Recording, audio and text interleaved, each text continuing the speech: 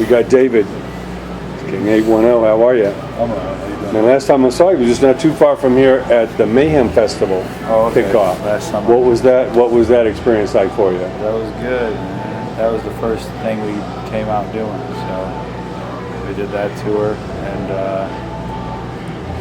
as far as I can tell, we ain't stopped since. I don't know. I might have had a day off. Haven't taken much of a break since Mayhem. Right. So I mean, that's a way to kick it off. I mean, when you have the camaraderie of that many artists, you know, on a tour like that, what can you learn from, and what's important to, you know, to be able to fit in to be an asset? 'Cause a lot of people, you know, don't know when to turn it off, and they kind of piss a lot of people off. Nobody wants to tour with them. Yeah, I think we did all right because we just kept to ourselves. Yeah. You know what I mean, there were a couple groups out there that we fucked with, but it was like I said, our first thing. We kind of kept it close to the chest. We didn't piss anyone off, but we probably didn't make anyone happy. You know? Yeah. We just kind of hung out and stayed away from them. Sure. Stay out of trouble, right? How about somebody like Ice-T and Body Count? Is that somebody you got along with? Yeah, those were one of the ones that we did. One of the few that we did. I mean, Ice is such an OG. What can you learn from somebody that's been doing this for 30 years? I felt like, you know, there were so many people there. I didn't know where to start, you know what I'm saying? But someone that I do look at like an OG would be Ice-T, and he's been doing it for so long, you know what I'm saying? And he's humble. He's right there with all the opening bands. Ones. Yeah. You know, he's no bodyguards, no bullshit. No. Right. That's all the Body Count dudes, Vince and Yeah. Billy, they're all cool. Yeah, it's good stuff. So when you put this band together, I mean, obviously you guys got it. Hey, bro, what's the rest of this? Yeah, a hell of a sound, you know, to be able to really, you know, combine these elements that, you know, you got metal, you got gangster rap, you got hip hop, you got punk rock. I mean, I'm feeling, you know, a hybrid in what you bring, you know, and really the labels don't matter. If the music moves you, that's really all that matters. Yeah, that's kind of what I was thinking. You know? It's kind of an organic thing that just happens because of who we are and what we came up doing and things that we pay attention to, things that influence us and things that we like. It just happens like that. We never sat down to decide that we're going to put those things together, because when you put it like that, it sounds like something like Limp Bizkit or something. You know what I mean? When you put it into words, it doesn't. Right. It kind of ruins it. So. Yeah, it's an organic process of what you like and what the individual members bring. Right. You know, but obviously you're playing tonight. You know, there's hip hop fans out here and there's rock fans. You go to Mayhem and there's rock fans and maybe some hip hop fans came because Ice-T's there, even though Body Count does what they do. You know, why is it important to people to be kind of open-minded and just, you know, absorb what's out there and just, you know, fit in where you like? I think it's important in those two genres because I feel like there's little to no difference in them. You know what I mean? Right. I always say when tech asses come out here, it wasn't like something we thought about. You know what I mean? Right. There's little to no difference in.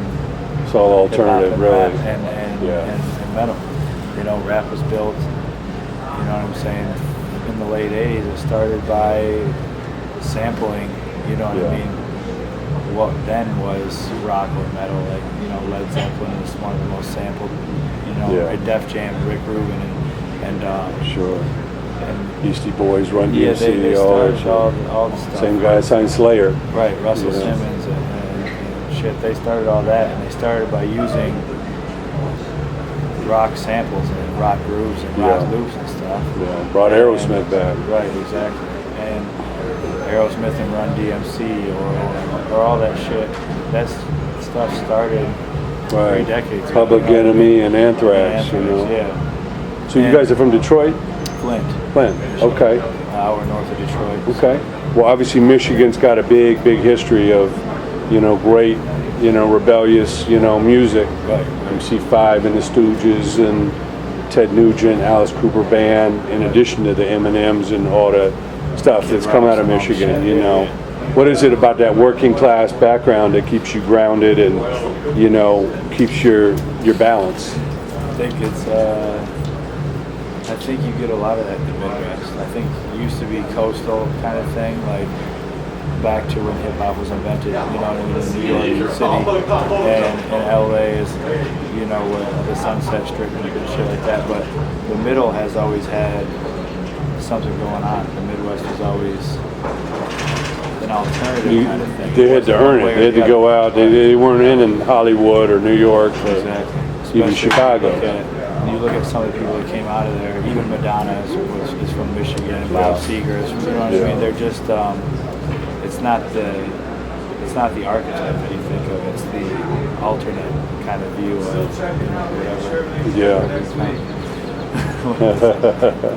Do you have the hat? I need to show the merch company what the real hat looks like.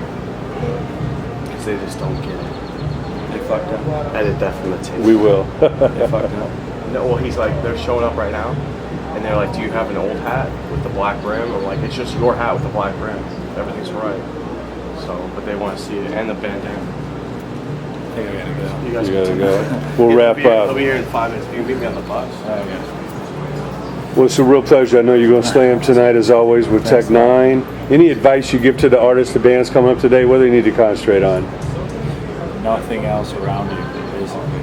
We're from Flint. We don't even have a scene of music, and we played music for 15 years until Build your own world around you. Just right. get a Don't pay team. attention to anyone that's doing anything around you. Don't, you know, look up to anyone or look around to anyone or do anything like that. Don't take anyone's advice. Don't take anything anyone does into consideration. Don't let it affect you negatively or positively. Don't pay attention to anything, basically. You know what I mean? Whether it's good or bad, or you like it or you dislike it. It's all equal shit.